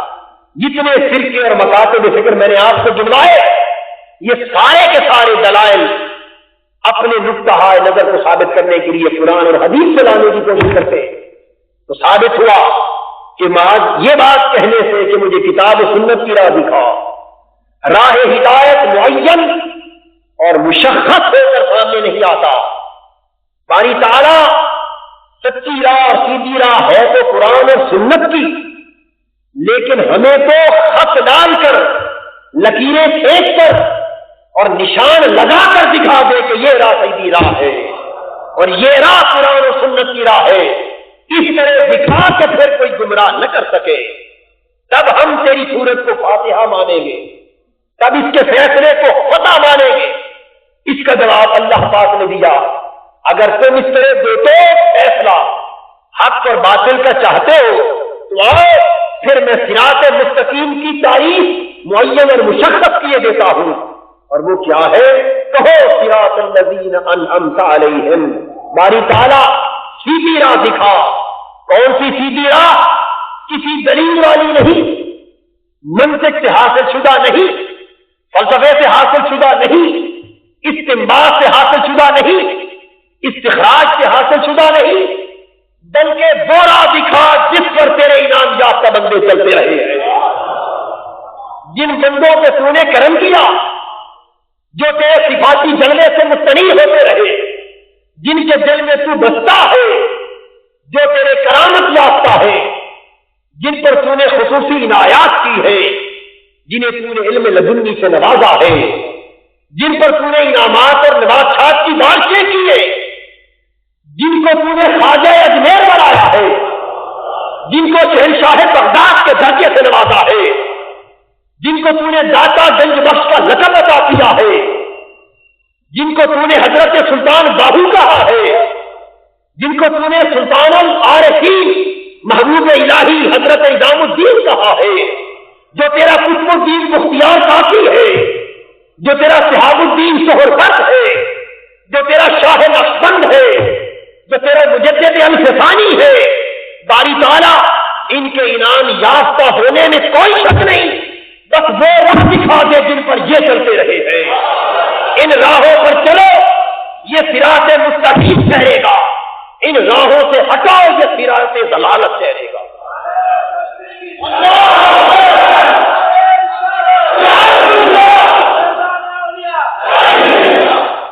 اب سارے کے سارے جھگڑے ختم ہو گئے، ساری الجھنیں حل ہو گئی۔ قرآن کی ایک آیت کی تعبیر پر بیسیوں اختلاف ہو سکتے تھے اور دلیل سے ہر کوئی اپنی رائے کو درست کہہ سکتا تھا، لیکن جب یہ دلیل ہاتھ آ گئی کہ یہ وہ تعبیر ہے جسے اللہ کے مقبول بندوں نے اپنایا ہے، اس کے مقرر و برگزیدہ نے اپنایا ہے، تو پھر عقائد کی وہ راہ جو اللہ کے انعام یافتہ بندوں کے نقش قدم سے ہم تک پہنچی، اس راہ کو اپنانا صراط مستقیم ہے، اور اس راہ سے ہٹنا یہ اللہ کے قہر، ضلالت و غضب کا باعث ہے۔ غیر المغضوب علیہم ولا الضالین، باری تعالیٰ انعام یافتہ بندوں کی راہ دکھا اور ان کی راہ نہ دکھا جو تیرے غضب کا شکار ہو گئے، جو بہکاوے کا شکار ہو گئے۔ تو یہ ثابت ہوا آیت کریمہ سے کہ جو انعام یافتہ بندوں کی راہ ہو وہ تو صراط مستقیم ہے، اور جو اس راہ کو چھوڑ دے وہ اللہ کے غضب کا نشانہ ہو جاتا ہے، قہر کا نشانہ ہو جاتا ہے، اور گمراہی اور ضلالت کا نشانہ ہو جاتا ہے۔ قرآن مجید نے ایک اور مقام پر یہ بھی فرمایا کہ وہ لوگ جو اللہ کی رضا کی پیروی کرتے، ہدایت کی راہ انہی کو عطا کی جاتی، اور جب شیطان نے قسم کھائی اب عزت کا یہ کس طرح ان کی راہ، انعام یافتہ بندوں کی راہ بال یقین حتمن اور قطعاً صراط مستقیم کس طرح ہو جاتی ہے؟ قرآن کہتا ہے اس لیے کہ اللہ پاک اپنے دستے حفاظت سے اپنے خاص بندوں کو گمراہی سے بچا دیتا ہے، اس لیے کہ ان پر اللہ کا دستے ہدایت ہوتا ہے، ایک طرف خدا کا دستے ہدایت ہو، ادھر شیطان کا دستے اضلال ہو، وہ گمراہی کے ہزاروں حملے کرے، لیکن جو خدا کے دامن رحمت میں چھپے ہو انہیں کون گمراہ کر سکتا ہے؟ چونکہ ان پر اللہ کا ہاتھ ہے، اللہ کا لطف و کرم ہے، اس کی حفاظت و نگہداشت ہے، اور کیوں نہ ہو کہ ان کی نگاہ کا نور خدا کا نور ہو جاتا ہے، ان کے کانوں کی سماعت خدا کی سماعت ہو جاتی ہے، ان کے دلوں کا ارادہ حق ہو جاتا ہے۔ حدیث قدسی میں ہے کہ میں ان کی آنکھ بن جاتا ہوں جس سے دیکھتے ہیں، میں ان کے کان بن جاتا ہوں جس سے سنتے ہیں، میں ان کے ہاتھ بن جاتا ہوں جس سے گرفت کرتے ہیں، میں ان کے پاؤں بن جاتا ہوں، استعارہ کی زبان ہے جن سے چلتے ہیں، اور میں ان کا دل بن جاتا ہوں جس سے ارادہ کرتے ہیں۔ ارے جن لوگوں کے ظاہر اور باطن میں اللہ کی قوت، اسی کا ارادہ، اسی کی مشیت اور اسی کی ہدایت کا فرما ہو، تو پھر وہ اپنے ارادے سے جب فنا ہو چکے تو کوئی دلیل ان کی اپنی دلیل نہ رہی، تو جو کچھ حاصل کرتے ہیں بارگاہ خدا سے یا بارگاہ مصطفیٰ سے، پھر ان کے ذرائع کتابی فنون نہیں رہتے، بلکہ وہ بالمشافہ حضور بارگاہ میں حاضر ہو کر پوچھ لیتے ہیں آقا اس بات کو مانے یا نہ مانے۔ حضرت امام جلال الدین سیوطی علیہ رحمت نے 72 مرتبہ عالم بیداری میں آقا دو جہاں صلی اللہ علیہ وسلم کی زیارت کی ہے، اور محققین بیان کرتے کہ جب کسی مسئلے پر الجھن ہو جاتی اور ساری کتابیں کھنگال کر وہ علمی دقیقہ حل نہ ہوتا تو پھر دل کے آئینے میں ہے تصویر وجار، جب ذرا گردن جھکائی دیکھ لی، پھر آنکھیں جھکاتے اور خود کو حضور مصطفیٰ میں پاتے اور پوچھتے یا رسول اللہ صلی اللہ علیہ وسلم اس مسئلے کا حل کیا ہے؟ حضور کے فرمان سے اسی طرح جن بزرگوں کا میں نے ابتدا میں ذکر کیا، حضرت شیخ روز بہان بکلی علیہ رحمت، ان کی خدمت میں ایک محدث حدیث پڑھ رہا ہے، اور بعض اور محدثین کے بارے میں بھی فقہ میں اور معتبر کتابوں میں یہ ایسے واقعات آئے۔ ان کا معمول یہ تھا کہ وہ آنکھ نیچے جھکا کر بیٹھے رہتے، محدث حدیث مختلف طرق پر مختلف روایات کے ذریعے پڑھتا رہتا، اگر کہیں اختلاف ہوتا تو یہ انکار کر دیتے، اگر تائید کرتے تو خاموش بیٹھے رہتے۔ ایک روایت انہوں نے پڑھی، انہوں نے انکار کر دیا، کہا کہ یہ حدیث نہیں ہے۔ اس نے کتابی فنون کی بنا پر دلائل دیے کہ فلاں نے اس کی روایت کو مستند لکھا، فلاں نے اس کے راویوں کو ثقہ لکھا، فلاں نے معتبر لکھا، فلاں نے ان کو لائق وثوق اور لائق اعتماد لکھا۔ وہ دلیلیں دیتے رہا، حتیٰ کہ حضرت شیخ نے فرمایا کہ تیرے کتابی دلائل اپنی جگہ حق اور بجا، لیکن دوست بتا میں تیری کتاب کی دلیلوں کو دیکھوں یا خود صاحب حدیث کو دیکھوں؟ وہ دیکھ حضرت محمد مصطفیٰ صلی اللہ علیہ وسلم میرے سامنے جلوہ افروز ہے اور فرما رہے ہیں روز بہان یہ قول میرا نہیں ہے۔ تو جن لوگوں کے راستے منکشف ہو جائیں، ان کے علوم و ہدایات پھر براہ راست گنبد خضرا کے چشمے سے آتے ہیں، انہیں وہاں سے ہدایات ملتی ہے، انہیں حضور ایسی سے ہدایات نصیب ہوتی ہے۔ اس لیے فرمایا الا عبادک منهم المخلصین، وہ شیطان کے دست اضلال سے بچ جاتا، پھر کوئی انہیں گمراہ نہیں کر سکتا، چونکہ وہ گمراہی سے محفوظ کر دیے جاتے ہیں، اس لیے ان کی راہ صراط مستقیم قرار پاتی، اور چونکہ ان کی راہ صراط مستقیم ہو جاتی، اس لیے سورہ فاتحہ اس صراط مستقیم کو معین اور مشخص کرنے والی سورت ہے۔ یہ تھا وہ فیصلہ قطعی جس کی بنا پر اس سورت کا نام فاتحہ رکھ دیا گیا۔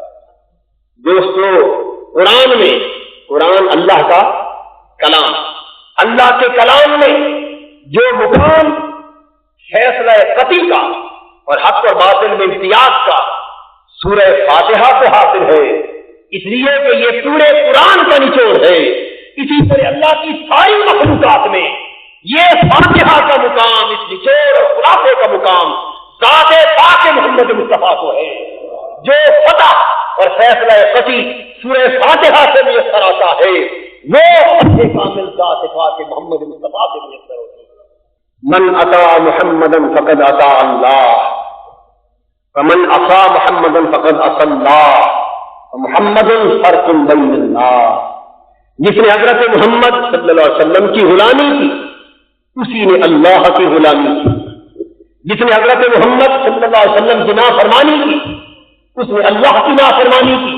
تو محمد فرق بین الناس، حضور ذات اقدس، حضور کی ذات اقدس کا مقام مقام فاتحہ ہے۔ فرمایا کہ یہ حضور ہی کی ذات ہے کہ یہ لوگوں کے درمیان فرق پیدا کر دیتی ہے۔ جو حضور کی دہلیز پر غلامی کے خیال سے جھک گیا وہ صاحب حق ہے، اور جو ڈرے رسول سے گڑ گیا وہ صاحب باطل ہے۔ حاضرین محترم، اب چھٹا معنی فاتحہ کا چھٹا معنی وہ ہے اول و آخر، اس لیے کہ فاتحہ سے افتتاح، فتح سے کیا نکلا ہے؟ افتتاح کہتے ہیں کسی کام کو شروع کرنا، اور کسی دروازے کو کھولنا یہی اس عمارت میں داخل ہونے کا آغاز ہوتا ہے۔ تو کھولنا یہی افتتاح ہے، افتتاح آغاز کو کہتے ہیں۔ تو گویا فاتحہ کے اندر آغاز اور افتتاح کا معنی پایا جاتا ہے، اور عربی میں کہا جاتا ہے فاتحہ تو کل شیء مبدأہ، ہر چیز کی فاتحہ اس شے کا مبدا یعنی نقطۂ آغاز ہوتی ہے۔ اس لیے اس سورت کو فاتحہ کہتے ہیں کہ قرآن کھولتے ہی پہلی نگاہ جس سورت پر پڑتی ہے وہ یہ، یعنی قرآن شروع یہیں سے ہوتا ہے، قرآن کا افتتاح یہاں سے ہوتا ہے، قرآن کا نقطۂ آغاز یہ سورت، چونکہ یہ سورت قرآن کا نقطۂ آغاز ہے اور نقطۂ افتتاح ہے، اس لیے اسے فاتحہ کہتے ہیں۔ دوستو اس کو سورہ فاتحہ اس لیے کہا گیا کہ یہ سورت انسانی زندگی کا پہلا سبق یاد دلاتی، انسانی زندگی کا پہلا سبق یاد دلاتی، جہاں جس سبق سے انسانی زندگی کا آغاز ہوا، جس سبق سے انسانی زندگی افتتاح پذیر ہوئی، وہ سبق سورہ فاتحہ کا پہلا سبق ہے۔ وہ سبق کیا ہے؟ الاعراف میں ارشاد فرمایا گیا اب انسان کے سفر حیات کا آغاز نہ ہوا کہ عالم ارواح میں تمام انسانوں کی روحوں کو بلا کر فرمایا گیا الست بربکم، بتاؤ کیا میں تمہارا رب نہیں ہوں؟ سب روحوں نے بیک زباں جواب دیا قالوا بلا، سب نے کہا ہاں تو ہمارا رب ہے۔ شہدنا ان تقولوا یوم القیامہ انا کنا عن ھذا غافلین، ہم گواہ ہو گئے اس بات پر کہ قیامت کے دن تک اب یہ نہ کہنا کہ ہمیں اس کی خبر نہ تھی، قیامت کے دن تک اس سبق کو یاد رکھنا کہ ہمارا رب اللہ ہے۔ قیامت کے دن تک اس سبق کو یاد رکھنا کہ ہمارا رب اللہ ہے۔ دوستو یہ نقطہ قابل توجہ ہے، جس لمحے یہ سبق پڑھایا گیا وہ انسانی زندگی کے سفر کا نقطۂ آغاز تھا، اور جس لمحے تک یہ سبق یاد رکھنے کو کہا گیا قیامت کے دن وہ انسانی زندگی کا نقطۂ انجام ہوگا۔ تو وہ اللہ پاک یہ فرما رہے ہیں اے انسان، تیری زندگی کا آخری سبق بھی میری ربوبیت کا اقرار ہے، اور تیری زندگی کا آخری سبق بھی میرے رب ہونے کا اقرار ہے۔ تو جب تیرا نقطۂ آغاز بھی میرا اقرار ہے اور تیرا نقطۂ انجام بھی میرا اقرار ہے، تو اس کا مطلب یہ ہوا کہ تیرا افتتاح اور تیرا اختتام سب کچھ میری ربوبیت کا اقرار ہے۔ جب انسانی زندگی کا اول و آخر اللہ کی ربوبیت پر ایمان ٹھہرا تو پھر سورہ فاتحہ کا نقش مضمون بھی یہ فرمایا الحمدللہ رب العالمین۔ سب سے پہلا مضمون، سب سے پہلا سبق اور سب سے پہلا باب جو سورہ فاتحہ ہمیں پڑھا رہی ہے وہ اللہ کے رب ہونے کا اقرار ہے۔ تو سورہ فاتحہ کا پہلا سبق بھی اللہ کے رب ہونے کا اقرار تھا۔ جب پہلا سبق اللہ کے رب ہونے کا اقرار ہے تو جو پہلا سبق ہوتا ہے حقیقت میں وہی آخری سبق ہوتا ہے۔ پہلا سبق ہی حقیقت میں آخری سبق ہے، اس لیے کہ نقطۂ آغاز ہی نقطۂ اختتام ہوتا ہے۔ اگر آپ ایک دائرے کو شروع کریں اور پرکار یا پینسل یا قلم لے کر ایک جگہ سے دائرے کو شروع کریں تو وہ پہلا نقطہ جو آپ کاغذ پہ ڈالیں گے وہ نقطۂ آغاز ہوگا، اس دائرے کا نقطۂ آغاز ہوگا۔ جب آپ دائرہ مکمل کر کے آ کے ختم کریں گے جہاں دائرہ مکمل ہوگا تو بتائیے کہ دائرے کی تکمیل کس نقطے پر ہوگی؟ اسی نقطے پر جہاں سے شروع ہوا تھا۔ تو دائرے کا پہلا نقطہ بھی وہی ہوا اور آخری نقطہ بھی وہی ہوا۔ اس طرح آپ ایک درخت اگانا چاہتے ہیں تو گچلی یا بیج لے کر زمین میں بوتے تو درخت کا سب سے پہلا مرحلہ بیج ہے یا گچلی ہے، پھر آپ اس کو اگاتے، پانی دیتے، سبز کوپلیں پھوٹتی، آپ اس کو خیال کرتے ہیں، نشوونما کرتے ہیں، تنا بنتا ہے، درخت بنتا ہے، پھر اس میں سے شاخیں نکلتی ہیں، پھر پتے لگتے ہیں، پھر اس میں پھول لگتے ہیں، پھر اس پر پھل لگتے ہیں، پھر پھل پکتے ہیں، جب پک جاتے ہیں آپ ان کے توڑتے، پھر توڑ کر کھاتے، جب سارا کھا چکتے ہیں تو آخر میں کیا رہ جاتا ہے؟ وہی گٹلی رہ جاتی ہے، اور یہ وہی گٹلی ہے جہاں سے درخت کی زندگی شروع ہوئی تھی، وہیں جا کر درخت کی زندگی ختم ہو گئی۔ تو یہ دو مثالیں میں نے اس لیے دی کہ جو شے حقیقت میں اول ہو وہی شے حقیقت میں آخر ہوتی ہے، اس لیے کہ اللہ کی ذات چونکہ اول ہے، حقیقی اول وہ ہے، لہذا حقیقی آخر بھی وہ ہوگا۔ لہذا دوستو یہ حیات انسانی اگر ایک دائرہ ہے تو جو اس کا نقطۂ آغاز ہے وہی اس کا نقطۂ انجام ہے۔ اگر حیات انسانی ایک سفر ہے تو جو اس کا پہلا قدم ہے وہی اس کا آخری قدم ہے۔ اگر حیات انسانی ایک نغمہ ہے تو جو اس کی پہلی صدا ہے وہی اس کی آخری صدا ہے۔ الغرض حیات انسانی کو جس رخ سے دیکھا جائے، اگر یہ کتاب ہے تو جو اس کا پہلا باب ہے وہی اس کا آخری باب ہے۔ اور سورہ فاتحہ اس حیات انسانی کو اس پہلے سبق کی یاد دلاتی ہے کہ اے بندے، تیرا آغاز رب کے دست قدرت سے ہوا، رب کو رب ماننے سے ہوا، اس لیے تیرا کمال اور تیرا انجام بھی رب کو رب ماننے پر ہوگا۔ لہذا تو از اول کا انتہا، از آغاز کا انجام رب کی ربوبیت کا اقرار کر، رب کی الوہیت کے سامنے جھکا رہ اور ہر دم اللہ کی بندگی اور اس کی اطاعت کو اختیار کر، اس لیے کہ تیرا آغاز بھی اسی سے ہے، تیرا انجام بھی اسی سے ہے، تیری ابتدا بھی اسی سے ہے، تیری انتہا بھی اسی سے ہے۔ اس سورہ فاتحہ کو فاتحہ اس لیے کہا گیا کہ اس سورت کے ذریعے انسان کو زندگی کا آغاز اور انجام باخبر کر دیا گیا، اس کے افتتاح اور اختتام کی خبر دی گئی، اس کے نقطۂ آغاز اور نقطۂ انجام کی اطلاع کی گئی۔ یہی وجہ ہے کہ اللہ پاک نے اس فاتحہ کو فاتحۃ الکتاب بنایا، اس کو فاتحۃ القرآن بنایا، چونکہ پہلا اور آخری سبق اسی سورت مقدسہ میں تھا، اس لیے اس کو نماز کا جزء لا جزء بنا دیا۔ فرمایا لا صلاۃ لمن لم یقرأ بفاتحۃ الکتاب، جو شخص قرآن کی فاتحہ نہ پڑھے اس کی نماز کامل نہیں ہوتی۔ جو قرآن کی فاتحہ نہ پڑھے، یعنی قرآن کا پہلا سبق اور قرآن کا آخری سبق، جو اسے چھوڑ دے اس نے گویا پورے قرآن کو چھوڑ دیا اور اس کی نماز بھی کامل نہ ہو سکی۔ تو ضروری ہے کہ حصہ اصلاً یا حکمن، حقیقتاً یا حکمن سورہ فاتحہ کو نماز میں پڑھا جائے، یا اپنی زبان سے پڑھا جائے یا امام کی زبان سے پڑھا جائے، لیکن سورہ فاتحہ رہ گئی، آپ نے سب کچھ پڑھ لیا تو نماز آپ کی کامل نہ ہوئی۔ حاضرین محترم، یہ بات اس لیے سورہ فاتحہ ہی وہ سبق ہے جو انسان کو کمال تک پہنچاتی ہے اور انسان کی نماز کو کمال تک پہنچاتی ہے۔ اللہ پاک نے اسی سبب سے اس فاتحہ کو قرآن کی فاتحہ قرار دیا، اس کو نماز کی فاتحہ قرار دیا، اور اسی کو اپنی حمد و ثنا کے بعد کتاب اور نماز کی فاتحہ قرار دیا۔ لہذا سورہ فاتحہ کا فاتحہ ہونا اپنی حقیقت کے اعتبار سے اس امر کی نشاندہی کرنا ہے کہ اس فاتحہ کا سبق انسانی زندگی کا پہلا سبق بھی ہے اور انسانی زندگی کا آخری سبق بھی ہے۔